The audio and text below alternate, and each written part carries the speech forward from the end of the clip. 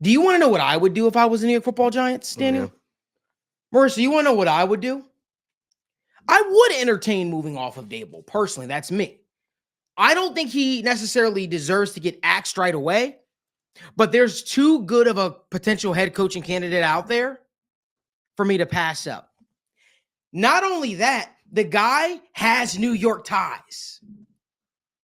Not only that, the guy grew up in the Bronx. Not only that, the guy has been proven to have success as a head coach in the NFL. If you don't know who I'm talking about Brian Flores. B-Flow. To me, the opportunity to pair B-Flow up with that defensive line, and while we sort out the quarterback position, this might sound like a hot take, but I think with B-Flow as the head coach, the Giants could win 9 to 10 games next year, respectfully. Look what he's doing right now with the defense of the Minnesota Vikings. You think the Minnesota Vikings have more talent on defense than the Giants? Not I. I don't believe that. I think if you give Brian Flores, I know you're going from one Brian to the other, but if you give Brian Flores that defense, you're cooking.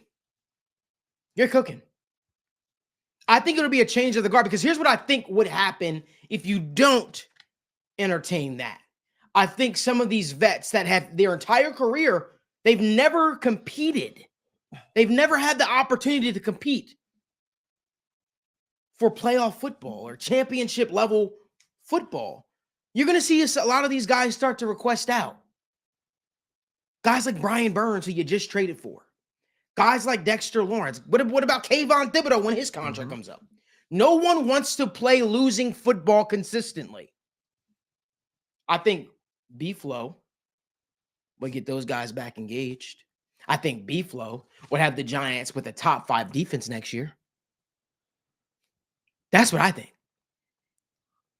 And then you go out there and you hire an offensive coordinator that you think can help you put some stuff together.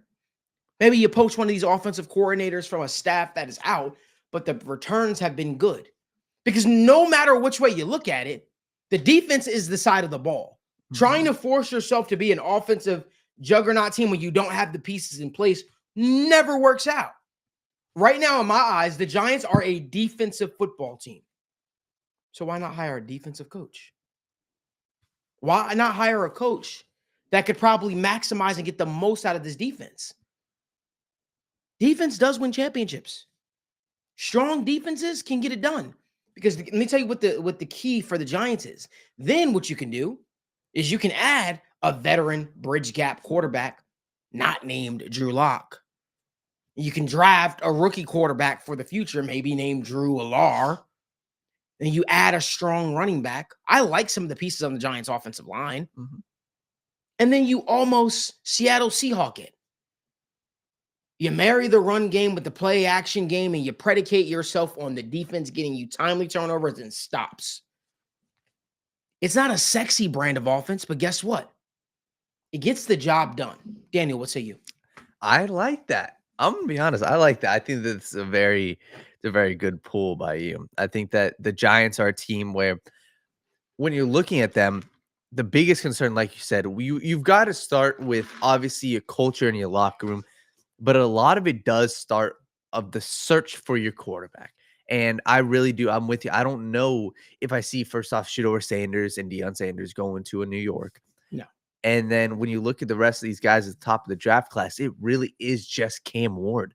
And in my opinion, when you look at a guy like Cam Ward, I think you're going to go through your trial and error with him. It's almost like you go look at what the Colts, what's going on with them and Anthony Richardson. It's a lot of highs and it's a lot of lows. But the difference is with those two guys, Anthony Richardson a lot of times relies on his legs. And I think that that's something that's an X factor. That's not really Cam Ward. Cam Ward's got good legs. He's got, good size. He can run outside the pocket. But a lot of his plays, he's not running design quarterback runs. So it's like, all right, you're going to go draft a Cam Ward to be that mold of a Josh Allen.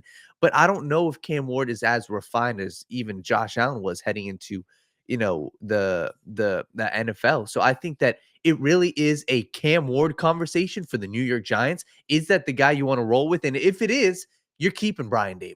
I don't see a world where you go out and draft the Cam Ward and you fire Brian Daboll because, Brian Daboll had success with Josh Allen in Buffalo. So I really think it comes down to what is the future of this team? What do they want to do?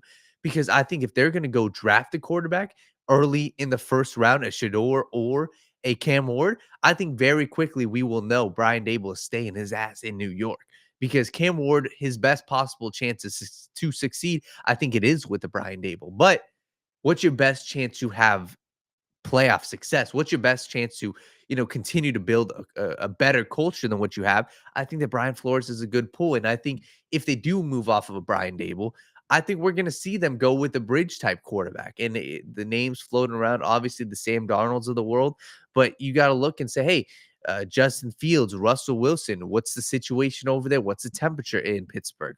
So when I look at the New York Giants, I like the Brian Flores pool. And I think that they've got a clear decision, right?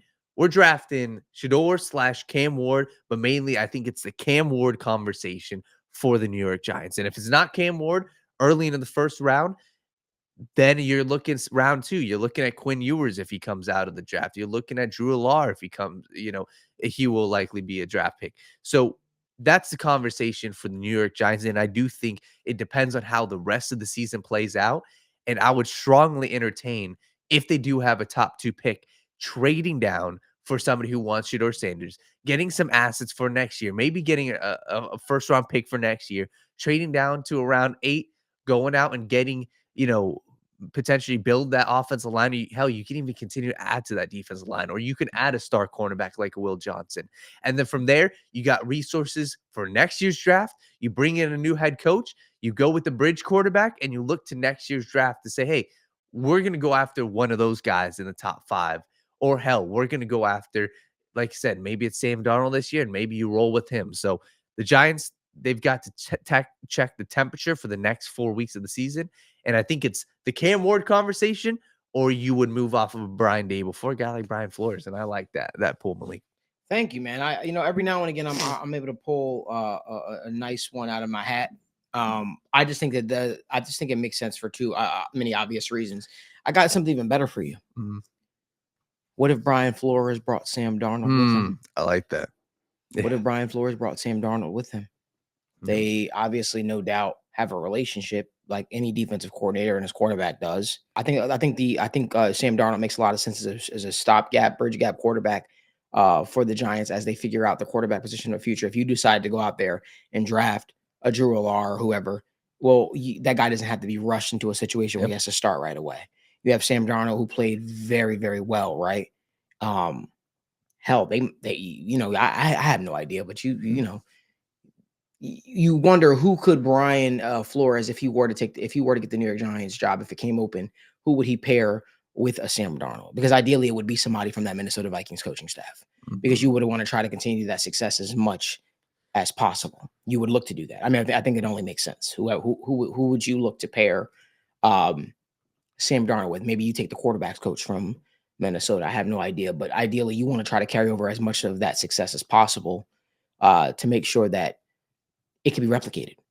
And in the process, not only can that be replicated, will it be able to translate to whatever quarterback you decide to draft for your future? All right. Those are going to be the question. Now, the other question is, would Sam Darnold even want to come back to New York? We know he got drafted by the Jets. And, well, the Jets and Giants are both two organizations that have failed their quarterbacks as of recently. So would he want to entertain the New York market, the New York media again? Because it was a lot. It was hell on him. So would he entertain that? That's something that Sam Darnold would have to answer. But I think the fit makes a lot of sense there. And I think that if you put Sam Darnold as the quarterback of the New York Giants, you place Brian Flores as the head coach of the New York Giants with the defense already being in place, I think that we could really be talking about the Giants competing for the NFC East. So the Vikings quarterback's coach right now is Josh McCown. And he's been rumored for offensive coordinator jobs. I like that. And he's been a guy all over social media as well, right? You go and look with the time, I believe he was with Carolina when they had, the decision to go out and draft Bryce Young. And I think that that's where, it really starts for me. I like that. And it seems like that's a good pool for Brian Flores. Hey, wherever he goes, hey, I'm going to bring Josh McCown with me. This dude is known as, quote unquote, a quarterback's guru. He's been, like I said, doing film breakdowns for years on YouTube. And a lot of people really respect his knowledge, especially what he's, his idea for quarterbacks. And then, like I said, his time with Carolina, it seemed like he wasn't the biggest fan of Bryce Young. At times, he really liked CJ Stroud. And then obviously he got the opportunity to be the quarterback's coach with Minnesota. And I think that he could be pulled away to be an offensive coordinator. I think that's a good pull as well. So, Yeah. The thing is, he has been looked at as for offensive coordinator jobs for the last couple of seasons. People thought that maybe he might get an opportunity to be an offensive coordinator. But I think it makes a lot of sense for a lot of reasons.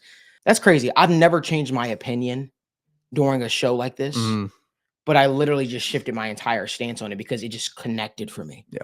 Brian Flores to the Giants makes so much sense. Yeah. The question is, here's the one question. Would the Maras hire Brian Flores?